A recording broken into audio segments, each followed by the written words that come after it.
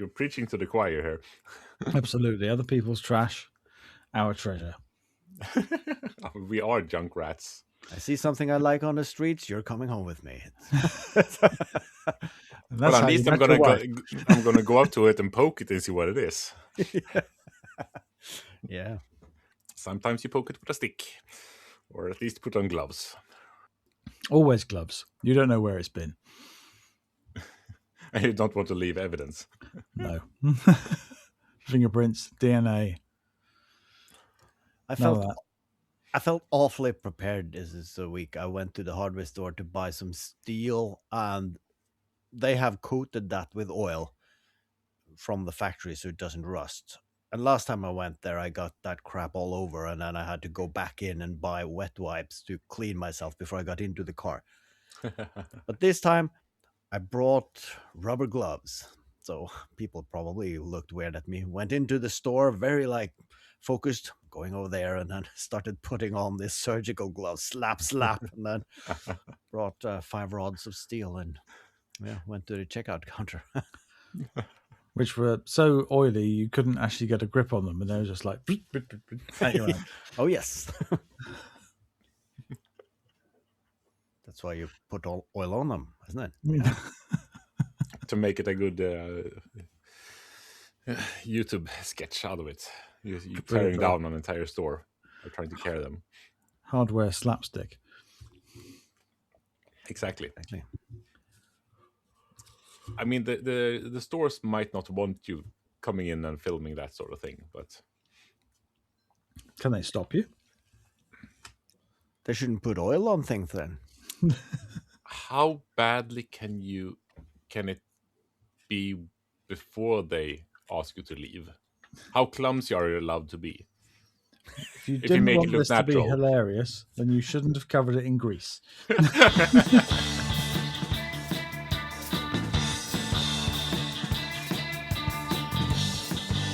So on that note, it's Ciao Mong Den, Make Crude Mistakes podcast with KJ from Crude But Efficient, Haavard from Behind the Mistake, and Phil from The Maker of Things. So you're taking it for granted that there's actually people in Vietnam listening to us and not just bots. Yeah, I've been practicing my Vietnamese, and we're branching out. Oh, that's what that was. I thought you were stifling a sneeze or something. Well, might be, yeah, for authenticity, but no, that's welcome to, yeah. Yeah, well, according to the downloads we have, or a couple of weeks ago, we had an extremely huge audience in Vietnam, but I just figured it's probably some AI downloading it all. And so if you're using ChatGPT or whatever it's called in the next couple of weeks and it seems a bit slow to react, it's probably listening to us. Or the more likely scenario is that one of our listeners are doing some dubious activities online and then using a VPN client, and let's just pretend we're in Vietnam. Well, let's move along. Yes. Neither of these scenarios are particularly wonderful, are they? I mean, it is a fun thing to do, to troll smallish, podcast or that sort of thing. Just changing your VPN setting and every week to make the downloads pop up from all over the place, because you get the location, a world map, and you see all the downloads all over. And we have the usual suspects, but Vietnam was a new one. We are very big in the Congo this week. Exactly. The Congo River Delta. I mean, how specific can you be on the VPNs? Do you get one at the Arctic base on the South Pole? Do they have their own? I mean, I think you can. It's just country. Yeah. I mean, if it's a big enough country, you have several spots. I think I have never used that kind of VPN, so I don't know. It's because you live in a sensible part of the world where you're not being cut off from everything. So far, at least so far. Yeah. No, we're just happy living in our very defined bubble. Yeah, one It might be a television. bubble, but it's a nice one. I like Well, my bubble, and I a feel bit no cold. need to go outside. Yes, that kind of bubble. Yeah, must be nice. So, how's the week been, guys? Who wants to go first? No one apparently. No, Rock, paper, scissors. I'll go first All right. because I've done nothing. I've done nothing. Get it. Nothing. Nothing. I Nope. mean, you haven't been the collector of things. Oh yeah, no, that's true. No, it's good that you're about. You remind me that I've actually done stuff. That's why we're here. A collective memory of 1 week. Did anyone do anything? I don't know. I'd have to ask somebody else. Yes, no, you're quite right. I did. I collected a planer. I have a new planer thicknesser. My old one was 8 inches. I've now got a 14 incher. That's a lot more inches. It is a lot more inches. Currently, isn't actually connected to any power, so I don't actually know if it works or not. I'm very confident that it does. I haven't actually tested it. I mean, the question is how much love and attention it will need to run properly, probably. Well, how long it's been sitting there turned off, and sitting there where rust has accumulated and that sort of thing. Yeah, it's very well. Looking at it, it's not that bad. The thicknesser bed, it's all cast iron, and the top's really quite clean. The thicknesser bed was very difficult to move up and down, so I greased all the. They've got a name, like the screws that move things up and down. Worm gear. Might be. Maybe. Lead screw, yeah. Maybe. Yeah. Well, there's one in each corner of the thing, and I slathered them all in grease, and now it all goes up and down very happily. That's good. The actual table, it's surface rust. It's not pot marked or anything, so that'll come off with a random orbit sander and a bit of wax. I'm sure it'll come up fine. I haven't inspected the knives in the cutting head. I don't know if they're sharp. I don't know if they're full of dinks and dings and they need replacing. And like I said, it hasn't actually got any flex going to the power switch, because when it was actually in the workshop, it was wired in permanently rather than on a plug. So a friendly electrician just disconnected it for me, and I took it away. So that's to be decided. And I made a planer cart for it out of a big old plywood box. Took the side off and stuck a shelf in it, so I've now got a lot of storage underneath it as well. Nice. Slapped some locking casters that I had on the bottom of it, so I can wheel it around and lock it in place, which is nice. So did all of that, and the cost to me absolutely nothing. That's the best kind of price. Nice. Yeah. I mean, no one's going to pay you to take it, so no. Free is good enough. Free is good enough. And I suppose I should probably see if it actually works before selling the old planer. Yes.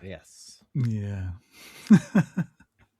And also before you have the electrician to hardwire it into its designated place in the workshop, because that amazes me that people are that confident. This tool will live here. I'll hardwire it into the electrical. I mean, yeah. Why not a plug? No need for a plug. Nope, no need for a plug. I've got a cable coming out the ground. This is where it goes. Exactly. Yep. So that was that. I took some stuff to the tip as well. Hasn't really made a difference. Workshop's still full of crap. But it felt good. It felt good. Yeah. Just one carload less of crap, but there's still so much crap. I'm sure everybody's incredibly bored of hearing about, oh yeah, I've got so much crap I need to throw it away. How about the work? Didn't you get a workbench, or is that just in planning? That's in the planning. Oh yeah, okay. We're still making room for it. Well, I'll have to dismantle and cut up my old bench in order to put the new one in. So And in fact, sorry. So next week then. Next week or the week after. Yep. I took the measurements of the bench and I took the measurements of my bench, and they are more or less exactly the same. It's just That's a good. little bit deeper. But there's scope to move a little bit closer to the wall. So that's fine. So out with the old science bench with bendy banana-shaped top made out of rubbish construction timber with a big dip in the middle and isn't square in any direction. And in with, I imagine, a 1960s or 1970s joiner's bench, which has had a suitable amount of wear, but actually is in pretty good nick. So I'll be happy with that. Sounds good. Because, I mean, the deadline is creeping up on you for all of this. End of May. Yeah, end of May is when I've got it. If it's not gone by the end of May, then it's gone. You'll have to fight a digger for it. Yeah, pretty much. I'll be hanging off the grappling arm that's lifting all the stuff away. No, put it down. I've got a van. But it also looked like you were making some headway on your next coming project, or was that just the illusion of social media? No, that's nearly done. Nearly done. But as with all things which are nearly done, there's still so much to do. Yeah, I know exactly what you mean. Yeah. The basic form is complete. But there's still some cutting and sticking to do, and then fitting all the hardware.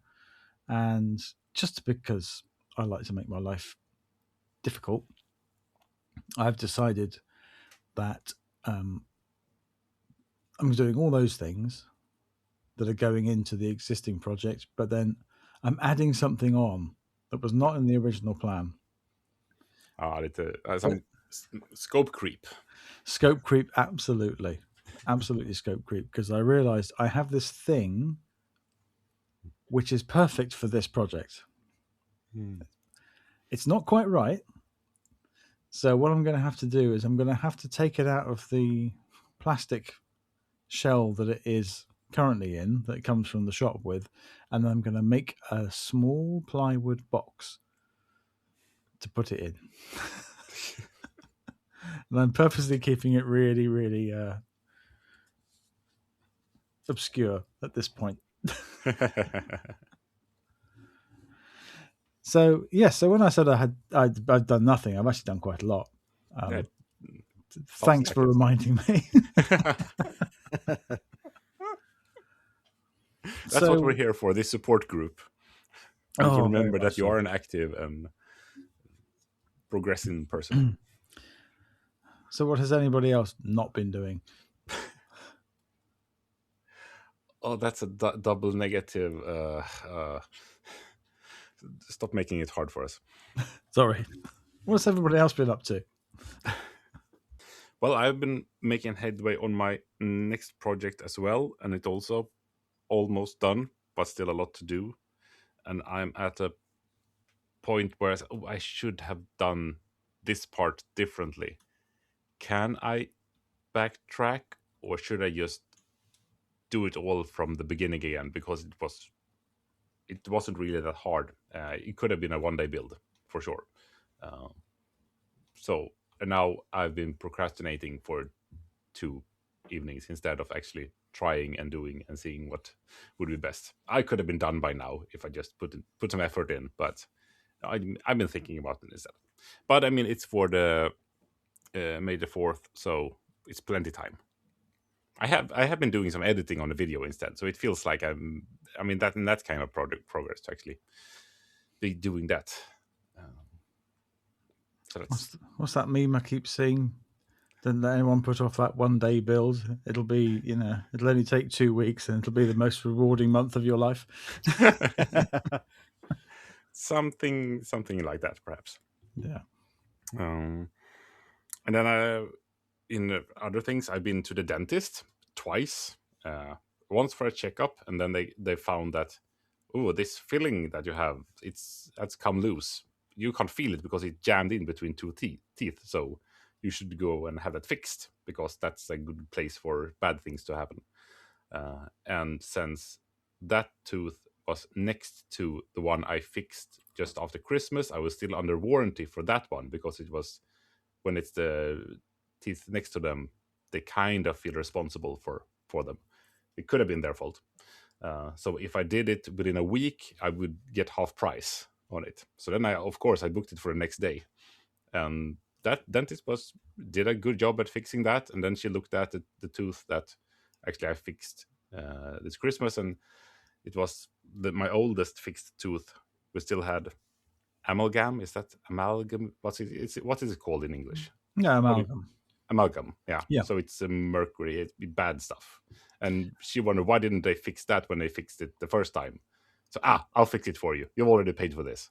So I got 2 tooths fixed for half the price. So I guess I'm 4 times the winner or something like that. I don't know. But I think I've gotten more teeth work for the least amount of money I can get as a grown-up. So it feels good to actually be free for the first time in like 30 years from poison in my mouth. So that's nice. The amalgam ones haven't had mercury in for a very, very long time. So you're not being poisoned. It's just no, but it's not nice. Still not nice. It looks a bit ugly. Yeah, because it's that color, but it looks like poison. Not killing you. But given the price you pay, I mean, I'm kind of sad they're still not using gold fillings.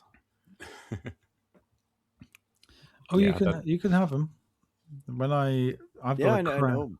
I know. Yeah, I've got a crown down here, and they said, we can sort you out. I can price you up a gold crown. And I said, gold crown?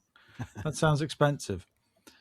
And they said, no, we can do you one for probably about £600 or £800. It'll be pretty good value. I said, what are the other options? I said, well, you can have stainless steel. I said, how much is stainless steel? I said, that's £40. I'll have one of those then.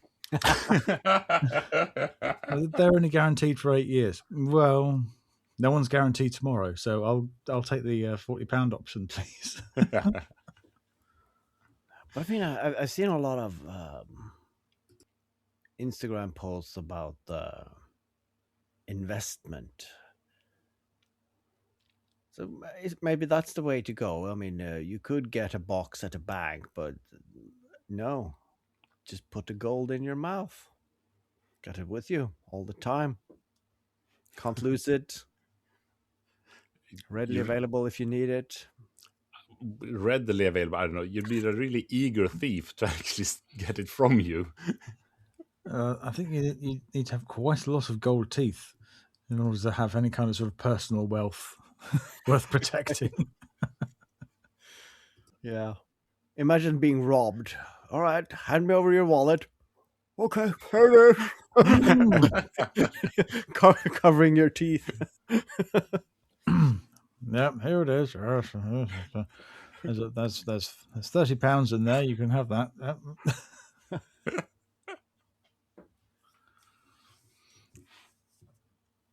Well.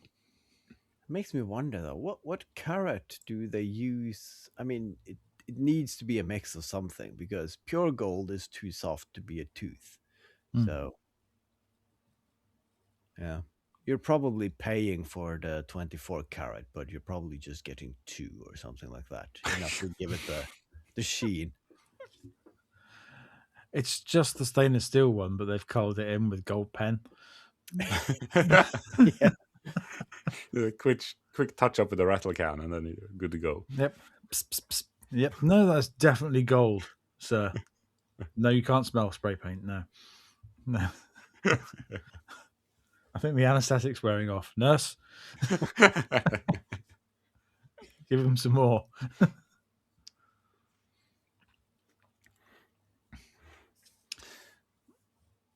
So what about you, sir? Oh. I've been doing a lot of making. Not maybe the interesting making, but I finished the IKEA cupboard in the wall. Yeah. I even got it painted. One day overdue, so I had to surprise my wife with it without putting the paint on. But now it's on, so it's not one of those lingering project like the door sidings that is 8 years overdue. This one I actually completed, which is nice. I can tick off the box that I actually know how to complete a project, which is nice. So what was the wife reaction? Oh, she was very pleased, and of course she came home and she was like stressed and tired, and I think she walked past it a couple of times, and I was just standing there waiting for it to happen, and then suddenly she just froze and what? Like, ta-da! You just walked past it twice. So yeah, so you spend a good amount of time figuring out what goes where because I just propped everything up on the floor. And yeah, disregarded maybe 1/4 of it that was hilariously out of date. So As it should be. Always the way. Yeah, always the way. No. Yeah, that's the way. Of course, I'm planning for May the 4th as well. We'll get back to that later. Maybe there's a surprise there, but if you remember, I bought some ink when I was on holiday. And I thought I was going to use that for a printing project. Now I put that a very clever place so that I could remember where I put it, and then I forgot about it. So then I started looking into buying some more, but it's delivery time, and ink is expensive. But then I found out you got lino paint, which is used for exactly that. I mean, making prints. So, and that was dirt cheap at the local fabric pusher. So I went there, got 2 bottles, and then I also got that roll that you use to put it on. So it's not as much of like a making project anymore. It's just like I got the actual tools for making a print, and then I'm just gonna make a print. So there's no experiments, no tool making, nothing. The only thing I'm doing, I'm 3D printing the die, and that's it. Yeah. So this is, yeah, it is tuning out to be like a one afternoon project, and then filming and editing, and but yeah, well, Yeah. I mean, sometimes you need a quick, easy project. Yeah. Sometimes things work really quickly when you just go and buy the stuff that's already ready made for exactly the thing you want to do. Exactly. Yeah. Exactly. Who would have thought? And then, of course, I need to, since I still need to run the 3D printer, I also have to reprint the mobile phone holder I made for my car. Because I learned the hard way that PLA is very good for printing. But if you leave it in a hot car in the sun, that is like borderlining what it's made for. And if it's black, it just adds to the insult. So yeah, I came into some warped PLA plastic, so my phone doesn't fit anymore because it shrunk a bit and warped. So I need to redo that. But I remember to save that file though, so it's just a print and wait. So I guess that's. So what plastic are you supposed to use for that kind of thing? You could. Oh, there's a lot of things. You could use ABS, but that is relatively expensive. And then you have the PT something that's the step above PLA, PETG, I think it's called. And so I'll try that. I have a few rolls of that I never used, so we'll see. Might just be the color that I have. I don't remember what it was, yellow or gray. There's so much about 3D printing I don't know about because I've never done it. I just know the kinda, but yeah, I know the basics. Idea. If I was tasked to make a phone holder for my car, I'd start with cardboard and papier mâché. Yeah, I mean that would work, and I just draw something and I press print, and if it works, I'm happy, and if it doesn't work, then I go Scale to 1.1. yes, and or YouTube and how to make this out of that, and then I get the answer for that. It is as a tool I'm using it. I'm not interested in 3D printing for the 3D printer itself, so it's just make the things that I draw, and if it fails doing that, I need to look into things, but I don't like it. Stupid machine doesn't understand what I've drawn. In crayon. That's the problem though with machines. They just deliver exactly what you tell them to, so it's very often on you. So yeah, they're not smart. They just think they are. We just think they are. Or we fool ourselves that they are. But I mean, it's always It's always a matter of communication and finding a language that both understand. I don't know what it's called in English, but you have this thing where you have an inanimate object, but you give it qualities like a person. It's like if you have a teddy bear and you treat it like it's a live teddy bear and has feelings, and you watch what you're saying so you don't hurt the teddy bear's feelings, but it's a teddy bear. I don't remember what it's called. Is that anthropomorphizing something? Yeah, giving something like human something qualities. Like yeah. And it's become more relevant now with AI. I mean, yes, it doesn't care if you say thank you, but I mean, it doesn't hurt being nice. Just in case. I mean, it's good for that you act like a civilized person, so you not start to become an asshole to everything else as well. Yeah, because that's the thing, though. I mean, most people don't know this, but I'm a decent guy. Just ask any one of my teddy bears. I have manners, and yeah, I believe in them. You throw the best tea parties. Exactly. I'm going to see that now. Sat around your workshop, little tea set. That's a great way to start a YouTube video as well. In the middle of, hi, yeah, I'm just finished here. Yeah. Oh, hi, I'm just finishing up this tea service. Yeah, I'll be with you in a second. Oh, look, Mr. Flibbleston hasn't finished his cake. I'll just help you out with that.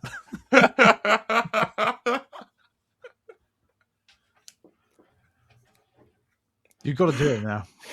I do. You've planted the seed. It must happen. But I need to find the perfect project for it, because I have 2 projects coming up that it's not going to be on YouTube, and I'm looking forward to it because it's literally going to be, I'm going to build something and I don't have to film.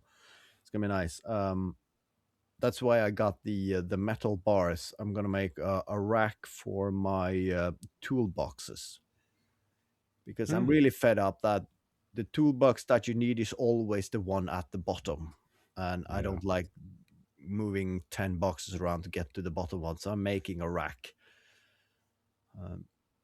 And if that goes well, I've always been inspired by the Sortimo rack that, well, Adam Savage, but everybody has made them. And that's also why I'm not going to make a YouTube video out of it, because there is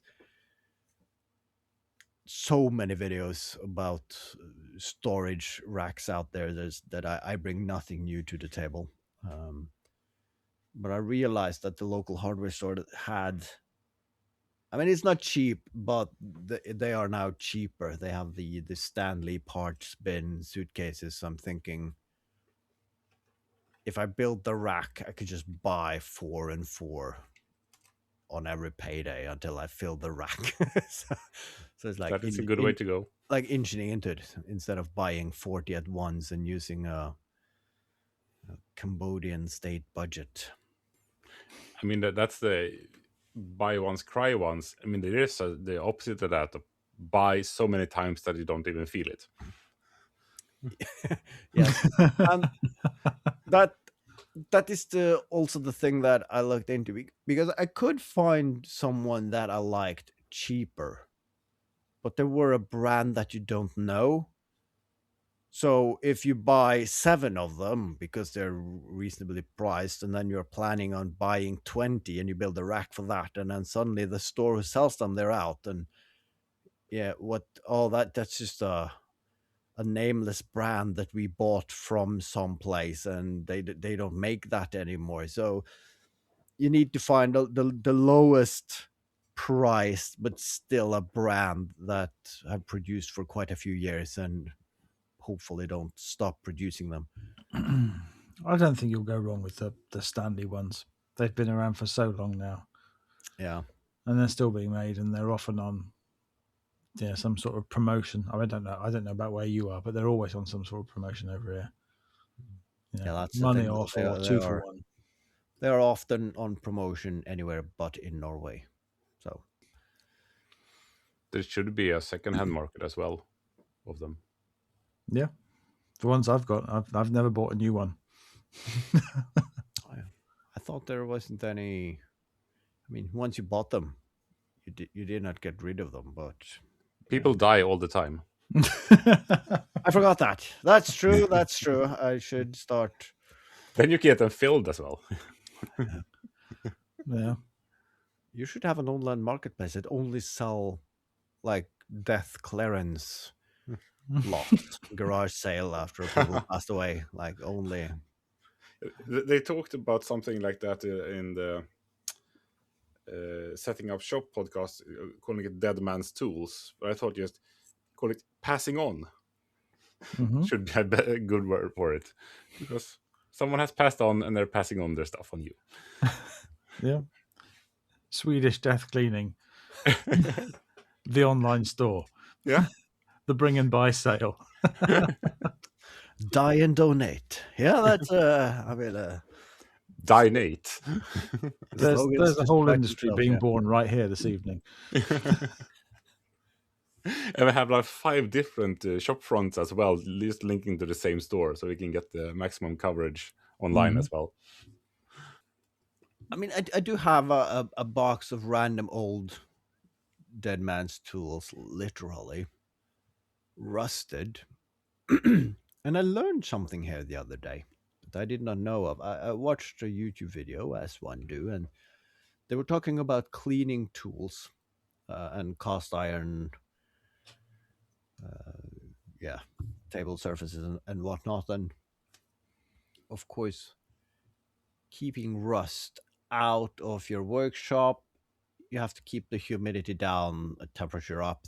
That's the best case, and then you have all the things that you can wipe on and whatnot. But turns out, if you have a bottle of like sulfuric acid or saltpeter something acid in your workshop, and you spill it, it's very hard to clean it up. It just evaporates something into the air that makes things rust. So they actually said that should be kept outside your workshop, and never use it inside, but don't store it, because if you tip it over and spill it, you will have rust problems on all your metal surfaces for a long time. And I have a metal cabinet that I bought secondhand, which I screwed up onto the wall, and I have that sulfuric acid in there.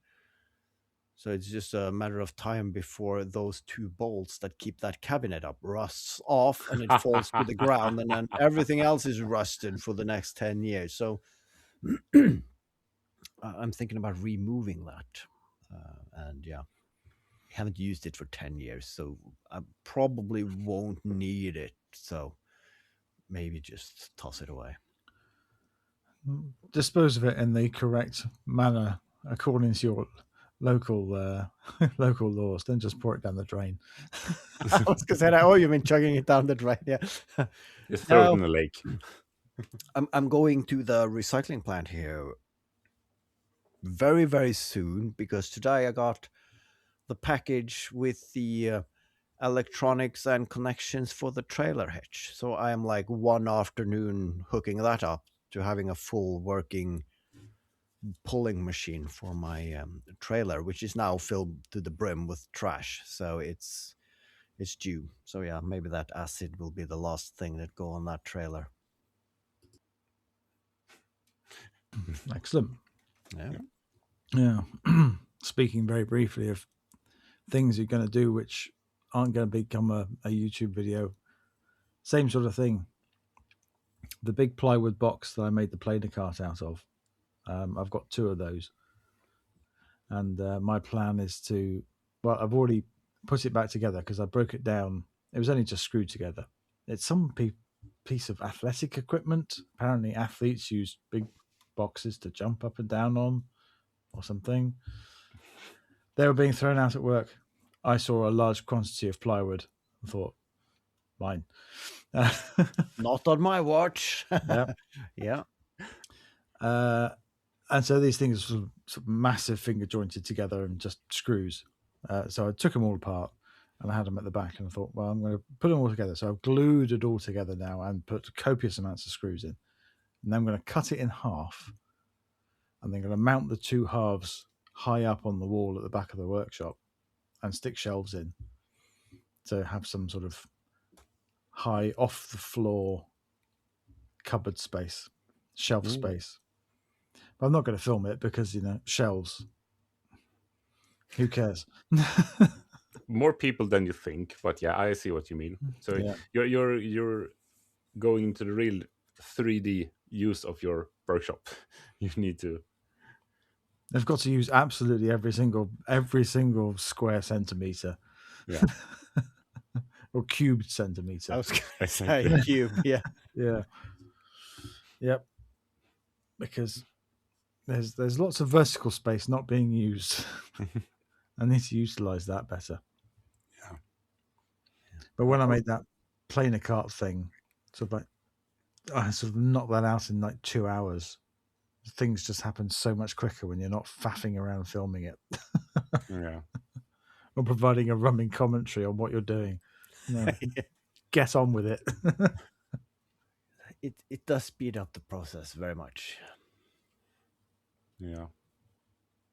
Yeah, I feel like I tend to do that myself, even when I'm filming. I may do an intro and then try to explain what I'm doing, and I start doing it, and then I forget to take breaks and actually comment on stuff, and then I just do instead. I'm going to make one of these, and I did. There you go. Thank you very much. See you in a week. Kinda. I With a build montage in between. I did a full workout here the other day because I filmed the intro for the vacuum cleaner video. And of course, I thought I should ask a question and then I should just lift up the vacuum cleaner onto the table in the box and like, all right, here it is. And what's the solution to that? 2-stroke. And then I lifted the 2-stroke pack onto the table.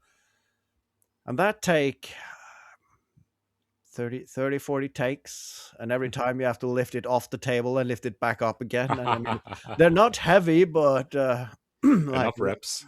Enough reps. So at some point you meet the Venn diagram between those two: good enough and tired enough. So did you see a noticeable this and this? I mean, if you go back and look at all the footage, there might be an incremental amount of breathing, but there's just a sigh of resignation of again. Going to need a vacuum cleaner.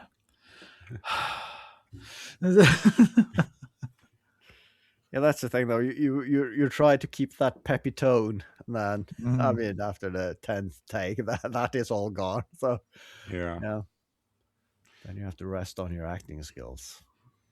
Yeah, I mean, I try to write scripts at least for the intro part that's supposed to be somewhat coherent and that sort of thing.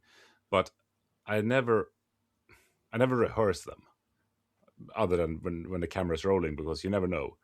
But I never set it on the first try, and then I know this doesn't really work. I say it like this instead, and then I pronounce something really badly and that sort of thing. And then I mean, the last intro I did, I think I ended up with 15 takes. And I more or less, okay, I look at the last one. Yeah, that's good enough. Just delete all the other ones. That felt really good. I mean, sometimes I've been listening through and trying to find the optimal one, but yeah, it's I really used to could write do scripts, this better. but I just have like a basic sort of bullet point guide these days. Yeah, when I try that, I always forget key elements. So the sentences doesn't really make sense because I've cut out a part in the middle, and then it's just weird. So yeah, but you're better at rambling. You're both better at rambling than I am. And then you get tired, and then you get irritated, and then you screw up more, and you get more irritated. And sometimes I have a take like, oh yeah, that was good. Go in, download it, and start editing. And like, God damn it, I said is instead of are, and it's plural. And I get caught up on that. God damn it, and I have to go back and retake it and set it up again. And then you're so aggravated that you just keep fucking it up and you should just go to bed by that. Yeah. Well, sometimes the agitated thing works because, I mean, you start with the good energy and then it goes lower and lower. And when I finally actually say what I want to say, the energy is really low. So then I have to beat myself. Okay, now we do a frantic take. And I over smile and just try to do a 200%. Woohoo! Yeah, let's go. And that's becomes kind of normal instead, because the camera steals 50% of the energy. So yeah, I'm not gonna do it on this one, but yeah, that would have been fun. You start with the intro, and every time you screw up, you just do the record scratch, and then you jump to the next one, and then the record scratches just become more and more and more frequent. And then in the last clip, it's like you just screaming like, motherfucking box, and just the voice breaking and everything, and just throws it in. God damn it! And then you go to the I made this thing, skipping everything. Exactly. There's going to be a YouTube video eventually of one of us, some of us, or all of us, just maniacally looking into the camera. I'm going to make a thing. Cut to workshop on fire.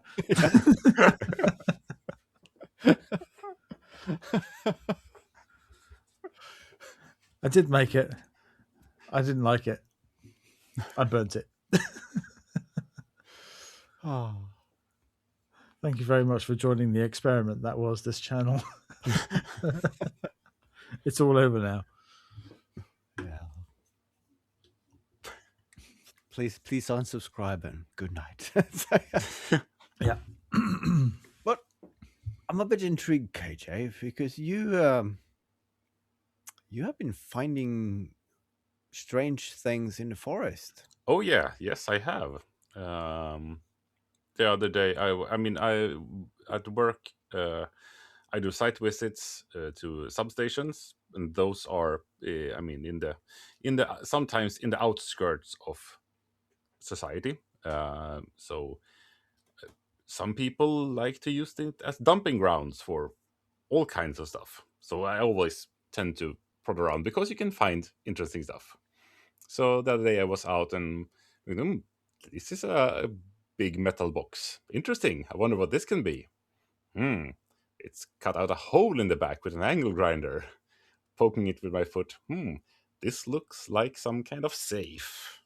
And I just did a quick Instagram reel on it, posted it, and some people were very quick to say that, yeah, that's a gun safe.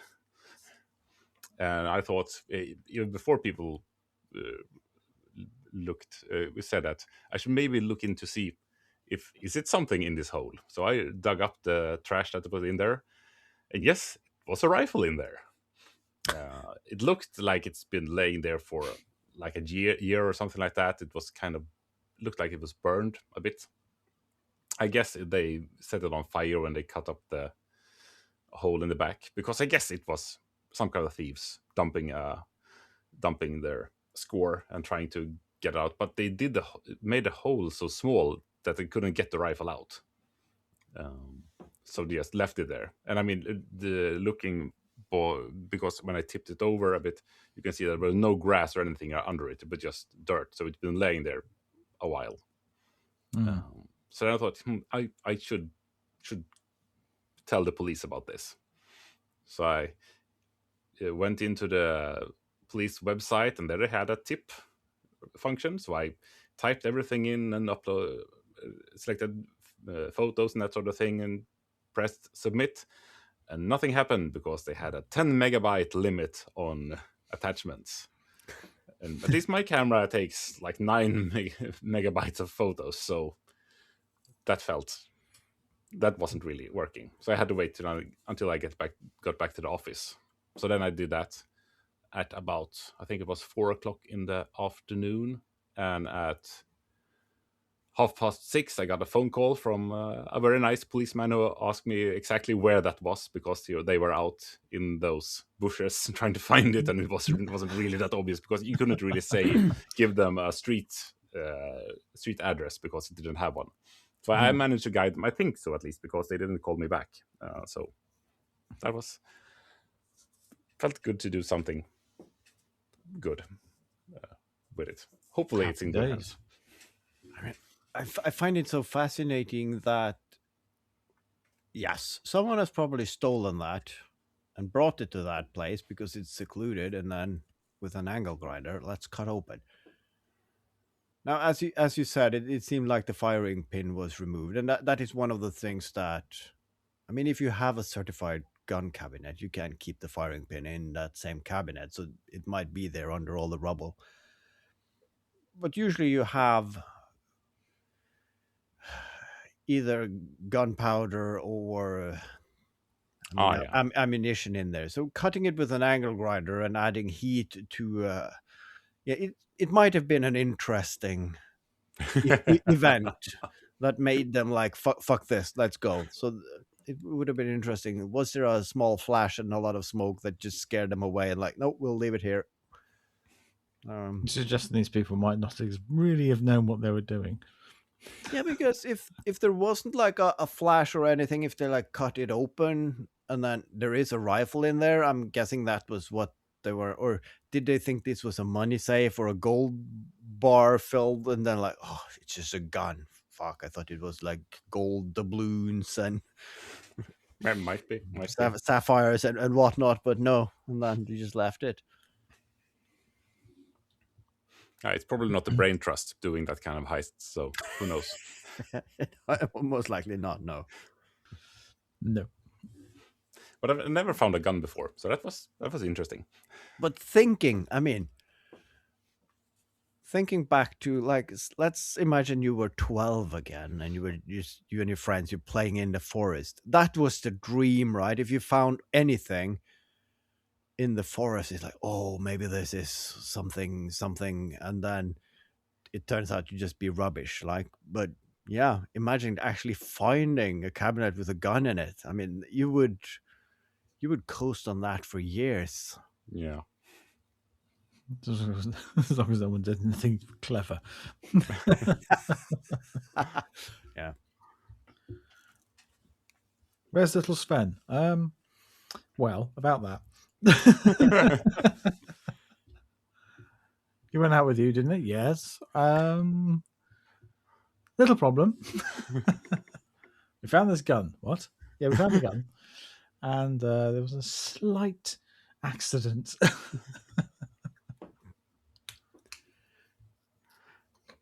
I mean, I'm not sure if I found that with my friends at the age of 10 to 12 when you were running in the woods, we might come to the conclusion that let's not tell our parents right away, because then, you know, we lose said gun. And if it's been laying there for years, then most likely nobody else is going to find it. But you would never be sure, right? So should we put up like a watch? Like, should you stay there and watch it while we're not there, and then we rotate. But at some point, we all have to go in and go to sleep, right? So who's going to run every morning after we get up to check if it's there before we go to school? There would have been a lot of logistics, I can imagine, for quite a few weeks until someone like, I'm going to sneak it home. And if there's one thing I've learned as a kid, you think you are sneaky, but you're really not. So if Yes, you they manage do. to sneak a gun into the house, the parents would instantly know. And then, of course, that would end the story. And then, yeah. For all the young people listening, which I'm sure there are many, The droves of young people tuning in every week. Well, there is Stian, so yeah. Yeah, that is Stian. That's true. Yeah. Your parents see and know everything. Don't think you're clever. You're not. Thinking back of your childhood, that's really embarrassing. Yeah, it's sad though. I mean, we did. We at least 3 of us had parents who were smoking. So of course, as a team effort, we managed to sneak off with 1 or 2 cigarettes each, making a little like hideout in the woods in a tin can where we had that and a lighter. So we went off to do basically coughing sessions in the wood, and then of course we thought we were really clever about stealing them and hiding them. And yeah, even when my parents were heavy smokers in the 80s, I mean, they could smell it on us. I mean, they didn't even have to smell it. They could see it when we came out of the woods. They have been smoking. There's something in the way they walk. And of course, my mother didn't tell me this before I was in my 30s. I mean, we were visiting what was it, my grandparents or something. No, it wasn't that. But yeah, we were at a function or anything. A lot of relatives there, and they started talking about smoking and whatnot. And yeah, Haavard smoked when he was a kid. And I'm like, what? No. Yes, you were in the woods, you and your friends, and how did you know? Who told you? And I was instantly fuck, some of my old friends have ratted me out, but no, we knew instantly. And there is something also if you're a smoker, you have control of how many cigarettes it's in that pack. That is just in the back of your head, because you know when you have to restock. So if one is missing, you're most likely going to know. It was easier. That being said, my father was using this rolling tobacco. There you can steal a pinch without it noticing. And of course, he didn't count the papers, but yeah. Yeah, but you know that you had X amount, and then you go in this, but I had more than this. Yeah. I definitely had more than this. Yeah. He would probably lift it. This doesn't feel right. Put it on a scale. Oh, it's a 0.5 gram off. Yeah. Yeah. As a reformed smoker, I know. Well, I'm not fully reformed, I just moved my addictions to a digital smoking. Yeah. Is that smoking or isn't it? Well, I haven't smoked a cigarette in 10 years, but I'm still a filthy addict. Aren't we all? Well, everyone's addicted to something. Speaking of addictions, I've learned a saying. 2 bears and a puppy. Do you know what that is? What? 2 bears and a puppy. 2 bears and a puppy. Yeah. Never heard it. It's a beers theory. or bears? Beer is as in drinking the liquid alcoholic fluid. Yeah. Otherwise, I feel sorry for the puppy. Yeah. Yes. No, it's a saying. And if you don't know, I'm happy to tell you. Please do.